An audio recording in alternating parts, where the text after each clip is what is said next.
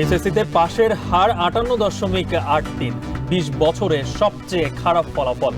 GPA 5 কমেছে প্রায় 77,000, 202 প্রতিষ্ঠানে পাশ করেনি কেউ, শীর্ষে মাদ্রাসা বোর্ড। তখন কিছু ছিল না, এখন কিছু আছে। আমরা তখনকারটা ওইভাবে জানি না, আমরা আমাদেরটা বলতে পারি যে আমরা যা পেয়েছি তাই আপনাদের সামনে তুলে ধরেছি। শিক্ষার্থী নিজে এবং শিক্ষক যে প্রতিষ্ঠান যেগুলো, তাদেরও এখানে একটা এডুকেটার্স, তাদেরও একটা বড় রকমের এখানে একটা আত্ম উপলব্ধির ব্যাপার রয়েছে। দাবি নিয়ে সচিবালয়ে এমপিওভুক্ত শিক্ষক প্রতিনিধিরা না মানলে যমুনা অভিমুখে পদযাত্রা, পঞ্চম দিনের কর্মবিরতিতে বন্ধ ক্লাস পরীক্ষা। ক্ষমতায় গেলে পুরো শিক্ষা ব্যবস্থার জাতীয়করণ করবে বিএনপি, নির্বাচন পেছাতে আন্দোলন করে সরকারকে ব্যস্ত রাখার অভিযোগ।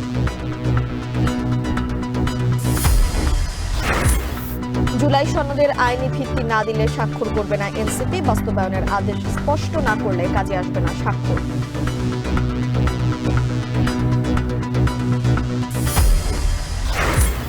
এবং কড়া নিরাপত্তায় রাষ্ট্র নির্বাচনে ভোট গ্রহণ চলছে।